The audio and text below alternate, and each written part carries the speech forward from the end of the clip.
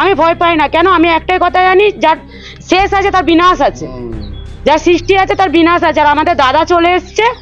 আমরা আজকে আমার এতগুলো পরিবার, আমি অন্যান্য না, এগুলো আমার পরিবার, এই পাড়াটাই আমি অনেক কিছু করেছি। যা যা বলে করোনার সময় এদের পাশে এসে দাঁড়িয়েছি। আগে যেরকম ছিলাম ভয়ে ভয়ে, এখন অনেক একদম পুরো একদম। আর এই ছেলেটা লড়েছিল।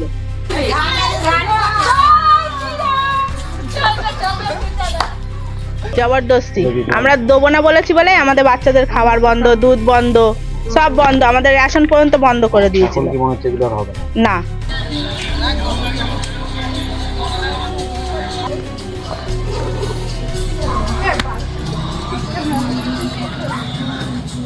আর যারা দুষ্কৃতীর আছে, যারা তোলাবাজি করত, তারা কিন্তু এটা বুঝতে পেরেছে কি যদি আমরা এবার তোলাবাজি রাখি তার কিন্তু শাস্তি হবে।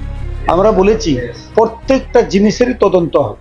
ইতিমধ্যেই রাজ্যে গেরুয়া ঝড় উঠেছে এবং সেই গেরুয়া ছোঁয়া লাগলো কিছুটা যৌনপল্লীতেও। সারাপল্লী যৌনপল্লীতে দীর্ঘদিন ধরে বিভিন্ন অছিলায় একটা টাকা তোলার অভিযোগ উঠত এবং সেই অভিযোগটির কোথাও না কোথাও গিয়ে দাঁড়াতো শাসক দলের বিরুদ্ধে। হস্তক্ষেপ ছিল শাসক দলে, এমনটাই কিন্তু অভিযোগ উঠেছিল যৌনপল্লীতে। তারপরে প্রশাসন এবং পুলিশের হস্তক্ষেপে কিছু সাময়িকভাবে সেই টাকা তোলা বন্ধ হলেও আবারও মাঝে মধ্যেই মাথাচাড়া দিত বিভিন্ন ধরনের অত্যাচার এবং টাকা না দিলেই তাদের একঘরে করে দেওয়া হতো, এমনটাই অভিযোগ ছিল যৌনকর্মীদের। কিছুদিন আগে সরকার বদল হয়েছে। গতকাল মুখ্যমন্ত্রী হিসেবে শুভেন্দু অধিকারী শপথ নিয়েছে এবং তারপরেই আজকে দেখা গেল যৌনপল্লীতে অন্য ছবি। একদম যৌন কর্মীরা যারা আছেন তারা গেরুয়া আবির খেচ্ছেন, মিষ্টি বিলি করছেন, বিরিয়ানি খাওয়াচ্ছেন, তারা যেন হাঁপ ছেড়ে বাঁচছেন আজ থেকে। এবং তারা যেমনটা দাবি করছেন গতকাল থেকে যে টাকা তোলার অভিযোগ ছিল তা কিন্তু সম্পূর্ণ ঘুচে গেছে, বন্ধ হয়েছে টাকা তোলা। এখন যেন তারা হাঁপ ছেড়ে বেঁচেছে, তাদের উপর কোনো রকম জুলুমবাজি নেই। তারা আশাবাদী এই সরকার কোন রকম ভাবে তাদের উপর কোনো বোঝা চাপিয়ে দেবে না। আগে যেরকম ছিলাম ভয়ে ভয়ে, এখন অনেক একদম পুরো একদম। আর এই ছেলেটা লড়েছিল যখন এই যে টাকা নিতে আসতো যারা, তখন আপনারা পুলিশকে জানাতেন না? পুলিশকে বলেছি, পুলিশ বলেছে তোমরা চুপ করো, তোমরা দাও। পুলিশ কি করবে? যারা আসতো তারা কি বাইরে থেকে আসতো না এখানকারই পাড়ার ছেলেরা, এখানকারই সব বাড়িওয়ালা পাড়ার ছেলেরা। দিতেই হবে জবরদস্তি। আমরা দেবো না বলেছি বলে আমাদের বাচ্চাদের খাবার বন্ধ, দুধ বন্ধ, সব বন্ধ, আমাদের রেশন পর্যন্ত বন্ধ করে দিয়েছিল। কি মনে হচ্ছে এগুলো আর হবে না? না, ব্যাপারটা হচ্ছে যে এখানকার কটা গুন্ডা বাহিনী তৃণমূলের, ঠিক আছে, যে ওটা হচ্ছে এখানকার এমএলএ, মানে এমএলএর হাত এনাদের মাথায় ছিল। তো এখানে রীতিমতন চমকেছে, রীতিমতন ধমকেছে। বাড়িওয়ালাদের কাছ থেকে 20 টাকা, ভাড়াটেদের কাছ থেকে 10 টাকা দিতেই হবে, না দিলে আমার বাড়িতে 16খানা মেম্বার, ঠিক আছে, ওনাদের করে মানে সব দোকান বন্ধ করে দিয়েছিল, রীতিমতন বাচ্চাদের দুধ বন্ধ করে দিয়েছিল, সবকিছু বন্ধ করে দিয়েছিল, ঠিক আছে। এমনকি আমাকে রীতিমতন শাসিয়েছে। আমি থানা পুলিশ সব জায়গায় ফোন করেছি, কিছুই হয়নি, ঠিক আছে। লাস্টে আমাকে আপনাদেরই সহযোগিতা করে দোকানগুলো একটুখানি খুলে দিয়েছিল, এটাই ব্যবস্থা করেছিল। কিন্তু দোকানগুলো খুলে দেবার আগের দিন আমার বাড়িতে রীতিমতন ঝামেলা ভাঙচুর চালিয়েছে তৃণমূল। যেদিনকে মানে এদের করে তৃণমূলে নিয়ে এত ভয় দেখেছিল, এমএলএ আসুক, এমএলএ কে নিয়ে এসে তোমাদের করে মারধর করবো, মারতে এসেছে। আমি বললাম এদের করে মারতে এসছে, খাওয়া দাওয়া পুরো ভাবে বন্ধ, কেউ যদি খাবার দেয় এদের করে মেরে দেবে। কারণটা হচ্ছে একটাই, তোলাবাজি। এখানে পুরোভাবেই তোলাবাজি। মানে কি, এখানে 3-4টে বাড়ি আছে দখল করে রাখা আছে, তাদের বাচ্চাদের করে আশ্রমে পাঠিয়ে দিয়েছে। এনারা সব এখান থেকে তোলাবাজি কি, ওইখানকার ভাড়া পাচ্ছে, 3টে বাড়ির ভাড়া নানা করে, ওখানে 30খানা রুম আছে। আর এখানের মধ্যে অনেক দাদা আছে, এই পাড়ার মধ্যে কয়েকটা দাদা আছে, রীতিমতন স্যার চমকেছে, রীতিমতন আমাকে ধমকেছে। খালি আমি একটাই অনার এখানকার, যে আমি চমকানো ধমকানোকে ভয় পাই না, আমি ভয় পাই না। কেন? আমি একটাই কথা জানি, যার শেষ আছে তার বিনাশ আছে, যার সৃষ্টি আছে তার বিনাশ আছে। আর আমাদের দাদা চলে এসছে। আমরা আজকে আমার এতগুলো পরিবার, আমি অন্যান্য না, এগুলো আমার পরিবার, এই পাড়াটাই আমি অনেক কিছু করেছি। যা যা বলে করোনার সময় এদের পাশে এসে দাঁড়িয়েছি, এদের জন্য স্যার অনেক কিছু করেছে। এই পরিবারটা আমার কে, মানে এদের জন্য আমার লড়া।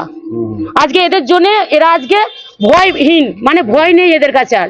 যে কেউ এখন কি মনে হচ্ছে, এখন আমাদের মনে হচ্ছে না স্যার আমরা আজাদিতে আছি, আমাদের ঘরে কেউ আর ভয় দেখাতে পারবে না, আর কেউ এসে চমকাতে পারবে না। মিটলো রেজাল্টের পর কি কেউ এসে পয়সা চেয়েছে বা ভয় দেখিয়েছে? না না না না না, এইদিকে চাইনি, কিন্তু ভেতরে ভেতরে এখন 1-2 জনের কাছে ফাঁসিয়ে নিচ্ছে, ঠিক আছে, যে ওরা দিচ্ছে না তো কি হয়েছে, ওরা নাই দিলে আমরা ছাড়া কেউ দেখবে না, 5 বছর পর আবার রিটার্ন আসবো, তখন কে বাঁচাবে? তখন তোমার থরি মুখ্যমন্ত্রী বাঁচাবে, দাদা বাঁচাবে, শুভেন্দু দা বাঁচাবে?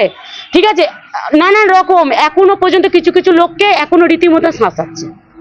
আপনাদের মনে হচ্ছে কি হাফ ছেড়ে বাঁচবেন? হ্যাঁ, আমাদের একদম শান্তি যে, আর আপনারা আমার পাশে ছিলেন, আজকেও আছেন, ওই জন্য অসংখ্য ধন্যবাদ আপনাদের, করে অসংখ্য ধন্যবাদ আমার দিক দিয়ে। এই আনন্দে কি ঠিক করলেন? আছে, এই আনন্দই আমি সবাইকে বিরিয়ানি বিলি করিয়েছি, যাতে দাদা এসছে, দাদা আমাদের জানিয়ে দেখবে এতে করে, কেন উনি সবাই কাজ করবে, একার জন্য তো আমাদের সবাইকে যাতে ভালোভাবে রাখুক, আমরা যাতে নিঃশ্বাস ছেড়ে বাঁচতে পারি।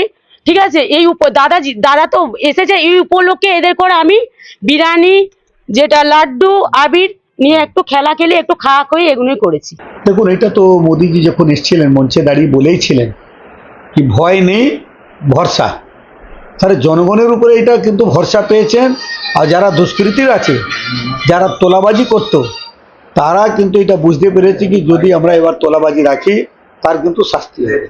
আমরা বলেছি প্রত্যেকটা জিনিসেরই তদন্ত হবে, সে যে কোনো ডিপার্ট হোক, বৈদ্যবাটি মিউনিসিপ্যালিটি হোক, চাপদানি মিউনিসিপ্যালিটি হোক, মিউনিসিপ্যালিটির মধ্যে যতগুলো ঘর বাড়ি পড়ছে, যত মানুষ বাস করছেন চাপদানি বিধানসভায়, প্রত্যেকটা মানুষের, প্রত্যেকটা জনগণের যেটুকু সুবিধা অসুবিধা আছে, প্রত্যেকটা অসুবিধার জন্য তার পাশে ভারতীয় জনতা পার্টির বিধায়ক দিলীপ সিং দাঁড়াবে। আমি ভারতীয় জনতা পার্টির বিধায়ক দিলীপ সিং একটাই কথা বলতে চাই, আমি খাবো না, কাউকে খেতে দেবো না, কোনো কাটমানি হলে কিন্তু আমি কাউকে ছাড়বো না, সে যেই হোক।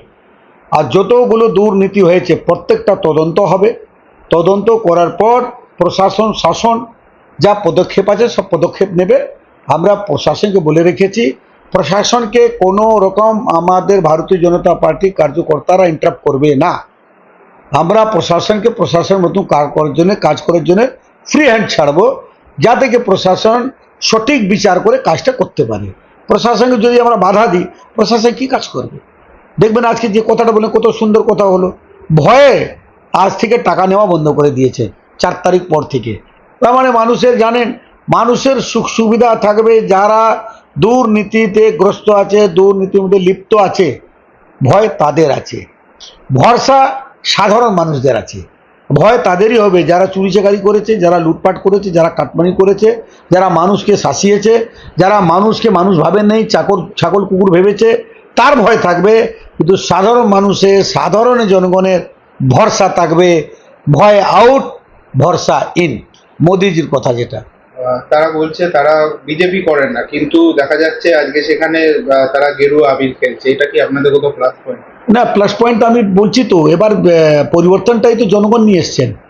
বিজেপি বলেই তো শুধু পরিবর্তন নয়, বিজেপির উপরে মানুষ ভরসা করেছে, মোদিজির উপরে ভরসা করেছেন, শুভেন্দু অধিকারীর উপরে ভরসা করেছেন, শ্রমিক ভট্টাচার্যের উপরে ভরসা করেছেন। আমরা দাঁড়িয়েছি, আমার উপরে বিশ্বাস রেখেছেন, আমাদের উপরে আস্থা রেখেছেন। যেমন আমরা আশাবাদী আছে, তারাও আশাবাদী আছে, আমরা তাদের সাথে থেকে কাজ করতে পারবো। তো দল তো তারা করে না কোনো রকম, কিন্তু সাধারণ মানুষের জন্য তো যে সরকার থাকবে তাকে থাকা উচিত। কিন্তু তৃণমূল তো শুধু তোলাবাজি করেছে, শুধু মানুষকে শাসিয়েছে, চারিদিকে ধর্ষণের ঝড় ছুটছিল, এইসব বন্ধ হয়ে যাবে। বাচ্চার মুখে হাসি ফুটবে। পশ্চিমবঙ্গে পদ্ম ফুল ফুটেছে, পশ্চিমবঙ্গে দেখবে আলো ফুটবে, পশ্চিমবঙ্গে কাজের ঝড় উঠবে, প্রত্যেক বাড়ি বাড়ি রোজগার থাকবে, স্বাস্থ্য থাকবে, শিক্ষা থাকবে, ছেলে মেয়েদের জন্য কাজ থাকবে, শিল্প থাকবে, মা বোনদের সম্মান থাকবে।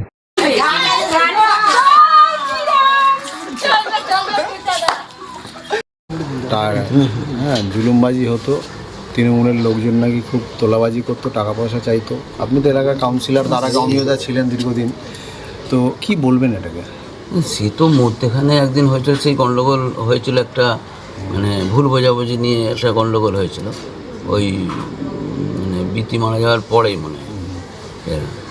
আমি শুনেছিলাম যে এরকম ক্লাব বাড়ি নাকি এইসব নিয়ে গণ্ডগোল হয়েছিল, কিন্তু এখন তো মোটামুটি ঠিকই আছে। তার আগেও মধ্যেখানে ঠিক ছিল, কিন্তু এরা তো কেউ জানতো না, ঠিক আছে? এরা হয়তো এখন খুব আনন্দ করছে, যেটা মানে গুমড়ে হয়তো ছিল, কিন্তু কোনোদিন ফ্লাশ করেনি কেউ।